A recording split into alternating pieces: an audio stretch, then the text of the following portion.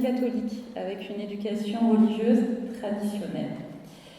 Pourtant, dès l'enfance, quelque chose en moi a été attiré par le protestantisme, notamment par la présence du temple protestant près de chez ma grand-mère, chez qui je résidais, avec sur le fronton le livre de Pierre, avec écrit cette mention qui me fascinait enfant, la Sainte Bible.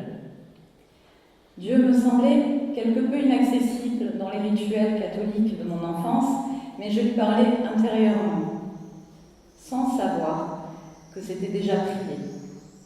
Car dès l'enfance, Dieu était quelqu'un qui a fait très tôt partie de mon univers.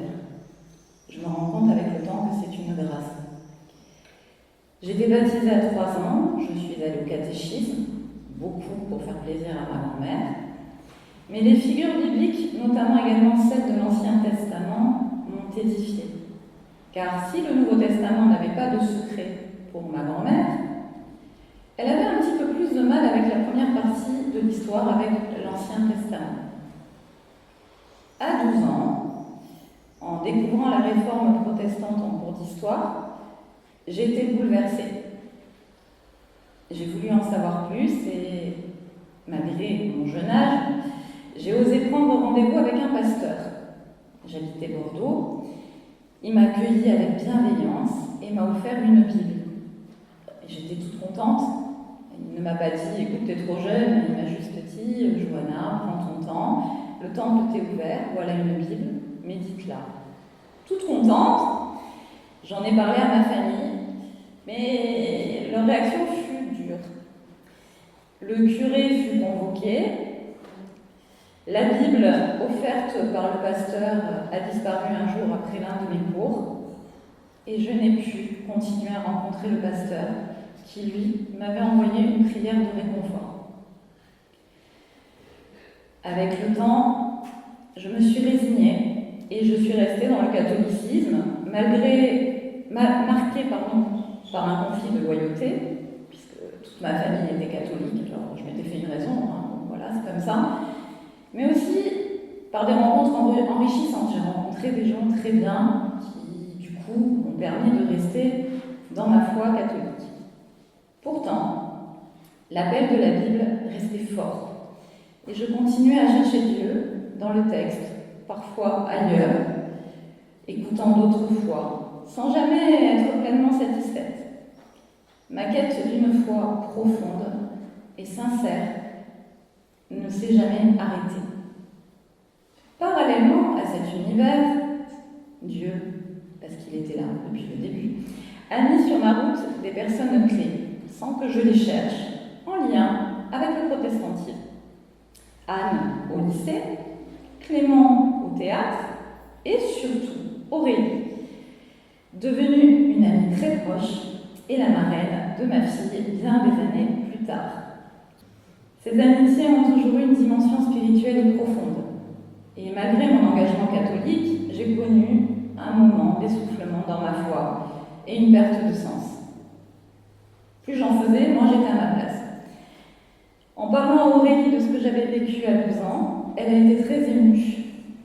Et elle m'a offert une Bible, ma Bible qui est là dans mon sac, et que j'emmène partout avec moi. À travers mon amie, j'ai aussi découvert les Cévennes, l'Assemblée du désert.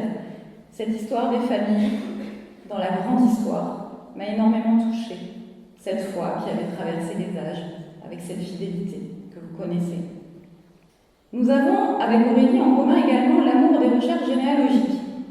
J'avais déjà exploré mes origines martiniquaises et indiennes du côté paternel, mais très peu celles de mon côté maternel. J'ai donc décidé de creuser cette branche, notamment la lignée de la mère de mon grand-père, originaire du Périgord, autrefois la Guyenne. En remontant le fil, je suis tombée sur un mouleur de peau de l'Ancien Régime. Pour ceux qui ne savent pas ce que c'est qu'un mouleur de peau, c'est quelqu'un qui fait les moules des pots qui servent à façonner des vases, des cruches, etc. Ce mouleur de peau de l'Ancien Régime savait signer. Et ça a éveillé ma curiosité. Je dis tiens, quelqu'un du peuple qui sait signer. En poursuivant mes recherches, en remontant cette branche, j'ai découvert des prénoms Élie, Abel, Isaac. Et en approfondissant, j'ai trouvé Élie, mon ancêtre, sa sœur, Judith, et leurs enfants, inscrits dans le registre protestant d'une petite ville qui s'appelle Limeuil, en Périgord. Il y avait donc des protestants dans la lignée de mon grand-père, et pas que dans une branche, dans 2 branches. La grande histoire avait fait les siennes dans la lignée familiale. Judith, la sœur de mon ancêtre, avait courageusement fait baptiser ses enfants à Limeuil, dans le Temple, en pleine persécution, en 1681-1683. Ce temple ouvert et résistant aux persécutions ambiantes, et le pasteur Théodore Gerland, avait dû fuir en Angleterre, avec le soutien de la paroisse. Le petit village de Limeuil vit la destruction de son temple, pierre, par les gens mêmes qui l'avaient construit avec leur foi et avec leur amour.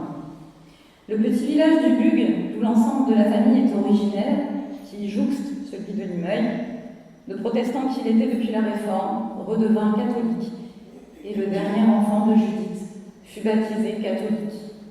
Mais dans son testament, il a été entendu par un notaire protestant de ses amis, mais comme il était notaire royal, lui aussi a dû se convertir, et par des petits indices, on a pu découvrir que, mine de rien, elle avait gardé une foi protestante assez vive.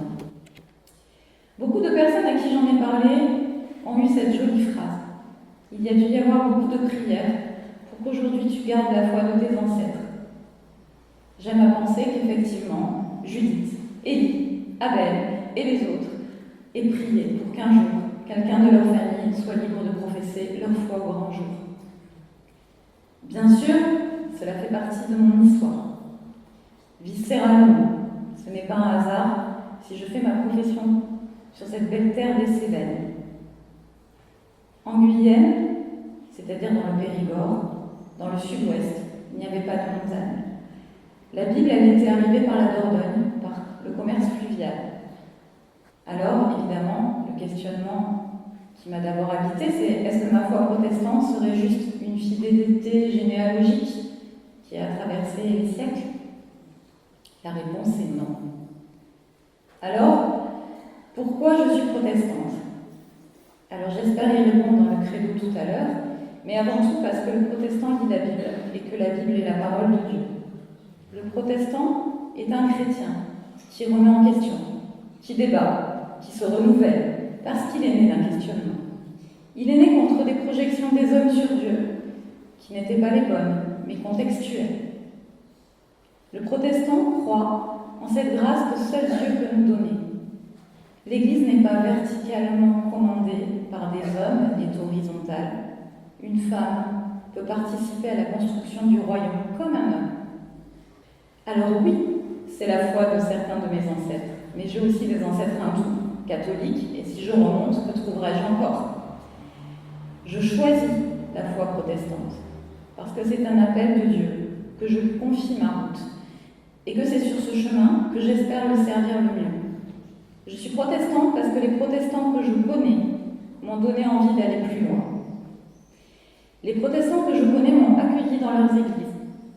Le conseil a permis que je prépare avec Joël cette belle profession de foi. Joël, qui a accepté de me soutenir à distance, malgré ses soucis de santé. Je suis protestante parce que je reconnais le cheminement questionné d'un Félix Neff, d'un John Wesley. Je reconnais le divin inspirateur dans la fidélité d'une Marie Durand et dans l'abnégation d'un Pierre Durand. Je suis protestante parce que j'aimerais que mes enfants fassent de la Bible une compagne pour la vie et soient libres dans leur foi. Je suis protestante parce que je crois que mon mari est particulièrement aimé de Dieu, quoi qu'il en dise. Je suis protestante parce que je crois que la vérité nous rend libres. Je suis protestante parce que chaque chemin imposé par les hommes peut devenir celui de Dieu. Et je suis protestante parce qu'aujourd'hui, c'est aussi grâce à vous tous. qui avait bien voulu que je sois là aujourd'hui. Alors merci.